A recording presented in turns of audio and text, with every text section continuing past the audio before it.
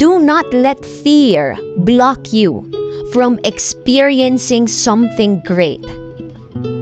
Hindi mo alam, dahil ang takot na iyan, pinapatay niyan yung kasiyahan, yung posibilidad na pwede mong maranasan o malasap sa mundong ibabaw.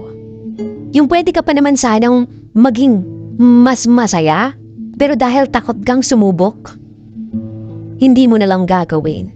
So yung kasiyahan mo nandito lang sa level na ito, hindi ka na nag-exceed to level 11. Nasa level 5 lang palagi. Di mo alam may isasaya ka pa pala dyan. At kung sakaling masaktan ka man, diba? That's completely part of this life. I mean, this lifetime. Package yan. Sa buhay na ito, wala pa yung sa mundong ito para maging perfect lahat ng mga desisyon natin sa buhay. Wala pa yung sa mundong ito para sabihin natin sa sarili natin na dapat, perfecto lang tayo. We are living in this world to experience life.